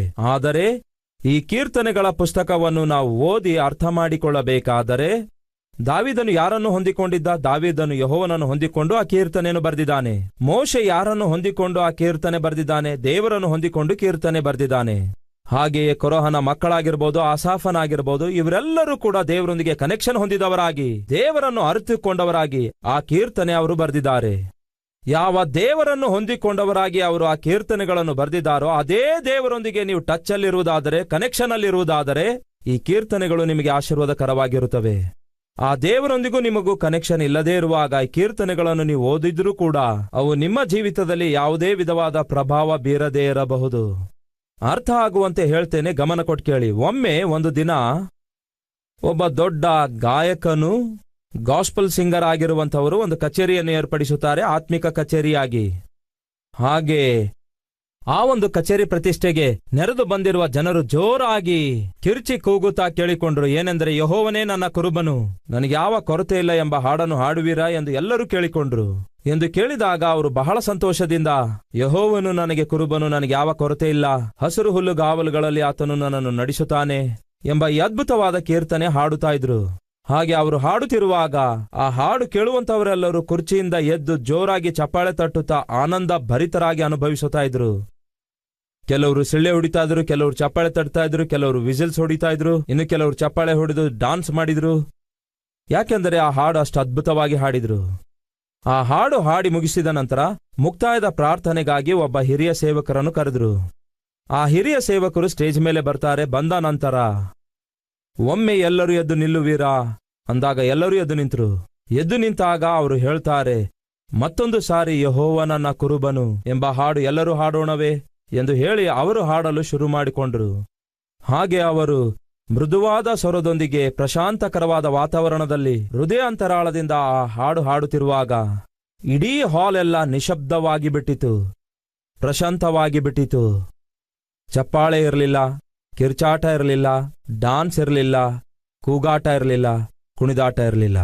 ಈ ಹಾಡನ್ನು ಅವರು ಹಾಡುತ್ತಿರುವಾಗ ಪ್ರತಿಯೊಬ್ಬರ ಕಣ್ಣಿನೊಳಗಿಂದ ಕಣ್ಣೀರು ಉಕ್ಕಿ ಉಕ್ಕಿ ಹರಿಯುತ್ತಾ ಇತ್ತು. ಹಾಡು ಹಾಡುವ ಅವರ ಕಣ್ಣಲ್ಲಿಯೂ ಕಣ್ಣೀರು ಬಂದವು. ಆ ಹಾಡನ್ನು ಅನುಭವಿಸುವಂತವರ ಕಣ್ಣಿನೊಳಗಡೆಯಿಂದಲೂ ಕೂಡ ಕಣ್ಣೀರು ಉಕ್ಕಿ ಹರಿಯುತ್ತಾ ಬಂದವು. ಕುಣಿಯುತ್ತಾ ಕೂಗಾಡುವುದರ ಬದಲಿಗೆ ಕಣ್ಣೀರಿನಿಂದ ಆ ದಿನ ದೇವರನ್ನು ಆರಾಧಿಸಿದರು. ಕೊನೆಯ ಪ್ರಾರ್ಥನೆ ಮಾಡಿ ಮುಗಿಸುತ್ತಾರೆ. ಮುಗಿಸಿದ ನಂತರ ಆಶೀರ್ವಾದ ಪ್ರಾರ್ಥನೆ ಕೂಡ ಮಾಡಿ ಮೆಲ್ಲಗೆ ಕೆಳಗೆ ಬಂದು ಕೂತ್ಕೊಳ್ತಾರೆ. ಅದೇ ಹಾಡು ಮೊದಲು ಹಾಡಿರುವ ಆ ಗಾಯಕರು ಇವರ ಪಕ್ಕದಲ್ಲಿಯೇ ಕೂತ್ಕೊಂಡಿದ್ರು. ಆಗ ಆ ಗಾಯಕರು ತಾಳದೆ ಒಂದು ಪ್ರಶ್ನೆ ಕೇಳ್ತಾರೆ. ಏನು ಆ ಪ್ರಶ್ನೆ ಎಂದರೆ, ಅಯ್ಯ, ನಿಮಗಿಂತ ಮುಂಚೆ ನಾನು ಹೋಗಿ ನೀವು ಹಾಡಿರುವ ಹಾಡನ್ನೇ ಹಾಡಿದ್ದೇನೆ. ಯೆಹೋವನೇ ನನಗೆ ಕುರುಬನು, ನನಗೆ ಯಾವ ಕೊರತೆ ಇಲ್ಲ ಎಂಬ ಹಾಡು ಹಾಡಿದ್ದೇನೆ. ನಾನು ಹಾಡ್ತಿರುವಾಗ ಎಲ್ಲರೂ ಚಪ್ಪಾಳೆ ತಟ್ಟಿದ್ರು, ಕುಣಿದ್ರು, ಕೂಗಾಡಿದ್ರು, ವಿಸಿಲ್ಸ್ ಕೂಡ ಹೊಡೆದ್ರು, ಕೆಲವರು ಡ್ಯಾನ್ಸ್ ಕೂಡ ಮಾಡಿದ್ರು. ಆದರೆ ನೀವು ಹಾಡುತ್ತಿರುವಾಗ ಪ್ರತಿಯೊಬ್ಬರು ಕಣ್ಣೀರು ಸುರಿಸಿದ್ರು. ಪ್ರತಿಯೊಬ್ಬರ ಕಣ್ಣಲ್ಲಿ ಕಣ್ಣೀರು ಬಂತು. ಪ್ರತಿಯೊಬ್ಬರು ಮೌನವಾಗಿದ್ರು. ಪ್ರತಿಯೊಬ್ಬರು ಕರ್ತನ ಪ್ರೀತಿ ಅನುಭವಿಸಿದ್ರು. ಹೇಗೆ ಇದು ಸಾಧ್ಯ? ಅದೇ ಹಾಡು ನಾನು ಹಾಡಿದಾಗ ಎಲ್ಲರೂ ಕೂಗಿ ಕುಣಿದಾಡಿದ್ರು. ಅದೇ ಹಾಡು ನೀವು ಹಾಡಿದಾಗ ಎಲ್ಲರೂ ಕಣ್ಣೀರು ಸುರಿಸಿದ್ರು. ಏನು ವ್ಯತ್ಯಾಸ ಎಂದು ಕೇಳಿದಾಗ ಆ ಸೇವಕರು ಹೇಳ್ತಾರೆ, ಮಗನೇ, ನಿನಗೆ ಕುರುಬನ ಕುರಿತಾದ ಹಾಡು ಗೊತ್ತು. ಹೌದಯ್ಯ, 23ನೇ ಕೀರ್ತನೆ ಕುರುಬನ ಕುರಿತಾಗಿದೆ, ನನಗೆ ಗೊತ್ತು. ನಿನಗೆ ಕುರುಬನ ಹಾಡು ಗೊತ್ತು. ಆದರೆ ನನಗೆ ಆ ಕುರುಬನು ಯಾರೆಂದು ಗೊತ್ತು. ಆ ಕುರುಬ ಯಾರೆಂದು ನನಗೆ ಗೊತ್ತು. ಆತನ ಪರಿಚಯ ನನಗಿದೆ. ಆತನು ನನ್ನ ಕುರುಬನಾಗಿದ್ದಾನೆ. ಆತನಿಗೂ ನನಗೂ ಬಹಳ ಕಾಲದ ಫ್ರೆಂಡ್ಶಿಪ್ ಇದೆ. ಅಂಥ ಅದ್ಭುತನಾದ ಕುರುಬನು ನನಗೆ ಗೊತ್ತಿರುವುದರಿಂದ ನನಗೆ ಗೊತ್ತಿರುವಂತಹ ಆ ಕುರುಬನ ಕುರಿತಾಗಿ ನಾನು ಹಾಡಿದಾಗ ಅದು ಅನೇಕರ ಜೀವಿತವನ್ನು ಪ್ರಭಾವ ಬೀರಿತು. ನಿಮಗೆ ಕುರುಬನ ಕುರಿತಾದ ಹಾಡಷ್ಟೇ ಗೊತ್ತು ಹೊರತು ಯೆಹೋವನು ನಿಮ್ಮ ಕುರುಬನಾಗಿದ್ದಾನೆಂದು ನಿಮಗೆ ಗೊತ್ತಿಲ್ಲ. ಅದಕ್ಕಾಗಿಯೇ ಜನರಲ್ಲಿ ಅದು ಯಾವ ಮಾರ್ಪಡುವಿಕೆಯನ್ನು ತರಲಿಲ್ಲ. ಪ್ರಿಯ ಸಹೋದರ ಸಹೋದರಿಯರೇ, ನಮ್ಮಲ್ಲಿಯೂ ಕೂಡ ಈ ಗಾಯಕನ ಹಾಗೆ ಹಾಡು ಹಾಡುವರು ಬಹಳ ಜನ ಇದ್ದಾರೆ. ಹಾಡುಗಳು ಗೊತ್ತು, ರಾಗಗಳು ಗೊತ್ತು, ಶ್ರುತಿ ಕೂಡ ಗೊತ್ತು, ಇವೆಲ್ಲ ಗೊತ್ತು. ಆದರೆ ಯಾರ ಕುರಿತಾಗಿ ಆ ಹಾಡು ಹಾಡ್ತಾ ಇದ್ದೀರೋ ಆತನು ನಿಮಗೆ ಗೊತ್ತಾ? ಆತನೊಂದಿಗೆ ವೈಯಕ್ತಿಕ ಸಂಬಂಧ ನಿಮಗಿದೆಯಾ? ಆತನೊಂದಿಗೆ ನಿಮಗೆ ಪರಿಚಯ ಇದೆಯಾ? ಇದು ನನ್ನ ಪ್ರಶ್ನೆ. ದಾವೀದನಿಗೆ ಯೆಹೋವನು ಗೊತ್ತು. ಅದಕ್ಕೆ ಏನ್ ಹೇಳ್ತಾನೆ ಗೊತ್ತಾ? ಯೆಹೋವನೇ ನಮ್ಮ ಕುರುಬ ಎಂದು ಹೇಳಲಿಲ್ಲ.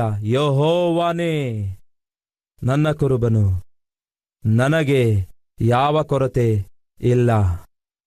ಯೆಹೋವನೇ ನನ್ನ ಕುರುಬನು, ನನ್ನ ಪ್ರತಿ ಅವಶ್ಯಕತೆಯನ್ನು ಆತನೇ ಪೂರೈಸುತ್ತಾನೆ. ಪ್ರತಿ ಅವಶ್ಯಕತೆಯನ್ನು ಆತನೇ ಪೂರೈಸುತ್ತಾನೆ. ಗಾಢಾಂಧಕಾರದಲ್ಲಿ ನಾನು ಸಂಚರಿಸಿದರೂ ಕೂಡ ಯಾವುದಕ್ಕೂ ಭಯಪಡುವುದಿಲ್ಲ, ಯಾಕೆಂದರೆ ಆತನು ನನ್ನ ಸಂಗಡ ಇರುತ್ತಾನೆ. ಆತನ ದೊಣ್ಣೆ ಕೋಲು ನನಗೆ ಧೈರ್ಯವಾಗಿರುತ್ತೆ. ಪ್ರಿಯ ಸಹೋದರ ಸಹೋದರಿಯರೇ, ನನ್ನ ಪ್ರಶ್ನೆ, ಯೇಸುಕ್ರಿಸ್ತನು ನಿಜವಾಗ್ಲೂ ನಿಮಗೆ ಗೊತ್ತಾ? ಯೇಸುಕ್ರಿಸ್ತನನ್ನು ನಿಜವಾಗ್ಲೂ ನೀವು ಕಂಡುಕೊಂಡಿದ್ದೀರಾ? ಯೇಸುಕ್ರಿಸ್ತನನ್ನು ನಿಜವಾಗ್ಲೂ ಅಂಗೀಕರಿಸಿದ್ದೀರಾ ನಿಮ್ಮ ರಕ್ಷಕನನ್ನಾಗಿ? ಎಲ್ಲರೊಂದಿಗೆ ಸೇರಿ ಸಭೆಗೆ ಹೋಗ್ತಾ ಇದ್ದೀರಿ, ಎಲ್ಲರೊಂದಿಗೆ ಸೇರಿ ಹಾಡು ಹಾಡ್ತಾ ಇದ್ದೀರಿ, ಎಲ್ಲರೊಂದಿಗೆ ಸೇರಿ ಪ್ರಾರ್ಥಿಸ್ತಾ ಇದ್ದೀರಿ. ಆದರೆ ವೈಯಕ್ತಿಕವಾಗಿ ಯೇಸುಕ್ರಿಸ್ತನನ್ನು ನೀವು ನಿಮ್ಮ ಮೊಳಕಾಲೂರಿ ನೀವು ಕಂಡುಕೊಂಡಿದ್ದೀರಾ? ಹೇಗೆ ಕಂಡುಕೊಳ್ಳಬೇಕು ಗೊತ್ತಾ? ನೀವು ನಿಮ್ಮ ಮೊಳಕಾಲನೂರಿ ಮಾಡಿರುವ ಪಾಪಕ್ಕಾಗಿ ಪಶ್ಚಾತ್ತಾಪ ಪಟ್ಟು, ಯೇಸುವೇ ನನ್ನನ್ನು ಕ್ಷಮಿಸಿರಿ, ಈ ಪಾಪ ಭಾರದಿಂದ ನನ್ನನ್ನು ಬಿಡಿಸಿರಿ ಎಂದು ಪ್ರಾರ್ಥನೆ ಮಾಡಿ ನೋಡಿ. ಖಂಡಿತವಾಗಿ ಯೇಸುಕ್ರಿಸ್ತನು ನಿಮ್ಮ ಬಳಿಗೆ ಬರುತ್ತಾರೆ. ಖಂಡಿತವಾಗಿ ನೀವು ಮಾಡಿರುವ ಕಣ್ಣೀರಿನ ಪ್ರಾರ್ಥನೆಗೆ ಪ್ರತಿಫಲವಾಗಿ ನಿಮ್ಮ ಮೇಲೆ ಇರುವಂತಹ ಪಾಪದ ಭಾರವನ್ನು ಪೂರ್ತಿಯಾಗಿ ತೊಲಗಿಸಿ ಬಿಡುತ್ತಾರೆ. ಖಂಡಿತವಾಗಿ ಯೇಸು ಕ್ರಿಸ್ತನ ಸನ್ನಿಧಿಯನ್ನು ನೀವು ಅನುಭವಿಸುತ್ತೀರಿ. ಆತನು ನಿಮ್ಮ ಸಂಗಡ ಇದ್ದಾರೆ ಎಂಬ ಅನುಭವ ನೀವು ಹೊಂದಿಕೊಳ್ತೀರಿ. ಯಾವಾಗ? ಯೇಸು ಕ್ರಿಸ್ತನ ಮುಂದೆ ಮೊಳಕಾಲೂರಿ, ಯೇಸುವೇ ನೀವು ಯಾರೆಂದು ನನಗಿನ್ನೂ ಗೊತ್ತಿಲ್ಲ, ದಯವಿಟ್ಟು ನಿಮ್ಮನ್ನು ನೀವು ತೋರ್ಪಡಿಸಿಕೊಳ್ಳಿರಿ, ಮಾಡಿರುವ ಪ್ರತಿಯೊಂದು ಪಾಪವನ್ನು ಕ್ಷಮಿಸಿರಿ ದೇವರೇ, ನನ್ನ ರಕ್ಷಕನನ್ನಾಗಿ ನನ್ನ ದೇವರನ್ನಾಗಿ ನನ್ನ ಹೃದಯದಲ್ಲಿ ಅಂಗೀಕರಿಸುತ್ತೇನೆ ದೇವರೇ ಎಂದು ನೀವು ಪ್ರಾರ್ಥಿಸಿದರೆ ಖಂಡಿತವಾಗಿ ಆ ಪ್ರಾರ್ಥನೆಗೆ ಉತ್ತರ ಯೇಸುಕ್ರಿಸ್ತನು ಕೊಡ್ತಾರೆ. ಸೌಲನಿಗೆ ಯೆಹೋವ ಯಾರೆಂದು ಗೊತ್ತಿತ್ತು, ಆದರೆ ವೈಯಕ್ತಿಕವಾಗಿ ಸೌಲನು ಯೆಹೋವನನ್ನು ದೇವರನ್ನು ಅಂಗೀಕರಿಸಲಿಲ್ಲ. ದೇವರನ್ನು ಅಂಗೀಕರಿಸುವುದಂದ್ರೆ ಅರ್ಥವೇನು? ಸಂಪೂರ್ಣವಾಗಿ ನಿಮ್ಮನ್ನು ನೀವು ದೇವರಿಗೆ ಒಪ್ಪಿಸಿಕೊಡುವಂಥದ್ದಾಗಿದೆ. ಹಾಗೆ ಒಪ್ಪಿಸಿಕೊಡುವುದು ಸೌಲನಿಂದ ಆಗದೇ ಇರುವಾಗ ದುರಾತ್ಮ ಬಂದು ಹಿಡಿದಿತು. ಆದರೆ ದಾವೀದನು ಸಂಪೂರ್ಣವಾಗಿ ತನ್ನ ಜೀವಿತ ದೇವರಿಗೆ ಒಪ್ಪಿಸಿಕೊಡುತ್ತಾನೆ. ಅದಕ್ಕಾಗಿಯೇ ದುರಾತ್ಮ ಹೊರದೋಡಿಸುವವನಾಗಿ ಅಲ್ಲಿದ್ದ. ಜನರಿಗೆ ಆಧಾರವಾಗಿರುತ್ತಾನೆ, ಆಶೀರ್ವಾದಕರವಾಗಿರುತ್ತಾನೆ, ಆನಂದವನ್ನುಂಟು ಮಾಡುತ್ತಾನೆ. ಪ್ರಿಯ ಸಹೋದರ ಸಹೋದರಿಯರೇ, ಹಾಡು ಹಾಡಿದ್ರೆ ಮಾತ್ರ ಸಾಲೋದಿಲ್ಲ, ಸುಮ್ಮನೆ ಬೈಬಲ್ ಓದಿದ್ರೆ ಸಾಲೋದಿಲ್ಲ, ಅವಶ್ಯಕತೆ ಬಂದಾಗ ಮೊಳಕಾಲೂರಿ ಪ್ರಾರ್ಥಿಸಿದ್ರೆ ಸಾಲೋದಿಲ್ಲ. ಹೀಗೆ ಬಹಳ ಜನರು ಮಾಡ್ತಾರೆ. ಆದರೆ ನನ್ನ ಪ್ರಶ್ನೆ, ಯಾವ ದೇವರಿಗೆ ನೀವು ಪ್ರಾರ್ಥಿಸ್ತಿದ್ದೀರೋ ಆ ದೇವರೊಂದಿಗೆ ನೀವು ಒಳ್ಳೆ ಸಂಬಂಧದಲ್ಲಿದ್ದೀರಾ? ಆ ದೇವರೊಂದಿಗೆ ನಿಮಗೆ ಕನೆಕ್ಷನ್ ಇದೆಯಾ? ಆ ದೇವರೊಂದಿಗೆ ನಿಮಗೆ ರಿಲೇಶನ್ಶಿಪ್ ಇದೆಯಾ? ಇಲ್ಲವಾದರೆ ನೀವು ಮಾಡುವ ಪ್ರಾರ್ಥನೆ ಆಗಿರಬಹುದು, ಓದುವ ವಾಕ್ಯ ಆಗಿರಬಹುದು, ನೀವು ಹಾಡುವ ಹಾಡಾಗಿರಬಹುದು, ಆತನೊಂದಿಗೆ ನೀವು ಕನೆಕ್ಷನ್ ಅಲ್ಲಿ ಇಲ್ಲದೇ ಇದ್ದರೆ ನೀವು ಹೊಂದಿಕೊಳ್ಳಬೇಕಾದಂತಹ ಪ್ರತಿಫಲ ಹೊಂದಿಕೊಳ್ಳೋದಿಲ್ಲ. ಹಾಗಾಗಿ ಈ ದಿನವೇ ಒಂದು ಒಳ್ಳೆ ತೀರ್ಮಾನ ತೆಗೆದುಕೊಳ್ಳಬೇಕೆಂದು ಕೋರ್ತೇನೆ. 150 ಕೀರ್ತನೆಗಳು ನೀವು ಓದುತ್ತಿರುವಾಗ ನೀವು ಯಾವುದೇ ಕೀರ್ತನೆ ಓದಿದ್ರೂ ಕೂಡ ಆ ಕೀರ್ತನೆ ನಿಮಗೆ ಅರ್ಥಕರವಾಗಿರಬೇಕಾದರೆ, ಕೀರ್ತನೆ ಬರಹಗಾರರು ದೇವರೊಂದಿಗೆ ಯಾವ ರೀತಿ ಒಳ್ಳೆ ಸಂಬಂಧವುಳ್ಳವರಾಗಿ ಆ ಕೀರ್ತನೆ ಬರೆದರು, ಅದೇ ದೇವರೊಂದಿಗೆ ನೀವು ಸರಿಯಾದ ಸಂಬಂಧದಲ್ಲಿರುವಾಗ ನಿಮಗೂ ಆ ಕೀರ್ತನೆ ಅರ್ಥ ಆಗುತ್ತೆ, ಆಶೀರ್ವಾದಕರವಾಗಿ ಮಾರ್ಪಡುತ್ತೆ. ಹಾಗಾಗಿ ನನ್ನ ಪ್ರಶ್ನೆ, ಯೆಹೋವನು ನನ್ನ ಕುರುಬ ಅನ್ನುತ್ತಾ ಇದ್ದೀರಿ, ಆದರೆ ನಿಜವಾಗ್ಲೂ ನಿಮಗೆ ಕುರುಬನಾಗಿದ್ದಾನಾ? ಒಂದು ಸಾರಿ ಆಲೋಚಿಸಿರಿ. ಕೇವಲ ಕೀರ್ತನೆ ಅಷ್ಟೇ ನಿಮಗೆ ಗೊತ್ತಿರಬಹುದು. ಆ ಕೀರ್ತನೆಯಲ್ಲಿರುವ ಯೆಹೋವನು ನೀವು ತಿಳಿಯಲಾರದೇ ಇರಬಹುದು. ತಿಳಿಯಲಾರದೇ ಇರುವುದಾದರೆ ಈ ದಿನವೇ ಮೊಳಕಾಲೂರಿ ಇದ್ದ ಸ್ಥಳದಲ್ಲಿಯೇ, ದೇವರೇ ನಿನ್ನ ಪ್ರೀತಿ ಎಷ್ಟು ದೊಡ್ಡದೆಂದು ನಾನು ತಿಳಿದುಕೊಳ್ಳಲಾಗಲಿಲ್ಲ, ನಿನ್ನ ಕ್ಷಮೆ ಎಷ್ಟು ದೊಡ್ಡದೆಂದು ತಿಳಿದುಕೊಳ್ಳಲಾಗಲಿಲ್ಲ, ನಿನ್ನ ಸನ್ನಿಧಿ ಬೆಲೆ ಎಷ್ಟು ದೊಡ್ಡದೆಂದು ತಿಳಿದುಕೊಳ್ಳಲಾಗಲಿಲ್ಲ, ನನ್ನನ್ನು ಕ್ಷಮಿಸು ದೇವರೇ. ನಿನ್ನನ್ನು ನನ್ನ ರಕ್ಷಕನಾಗಿ, ನನ್ನ ದೇವರಾಗಿ, ತಂದೆಯಾಗಿ ಈ ದಿನವೇ ಅಂಗೀಕರಿಸಿ ಅಂತಹ ಕನೆಕ್ಷನ್ ಉಳ್ಳವನಾಗಿ ಜೀವಿಸುತ್ತೇನೆಂದು ಪ್ರಾರ್ಥಿಸುವುದಾದರೆ ಖಂಡಿತವಾಗಿ ದೇವರು ನಿಮ್ಮ ಪ್ರಾರ್ಥನೆಗೆ ಉತ್ತರಿಸುತ್ತಾರೆ. ಬನ್ನಿ, ಈ ಸಮಯದಲ್ಲಿ ನಾವೆಲ್ಲರೂ ಸೇರಿ ಪ್ರಾರ್ಥಿಸೋಣ.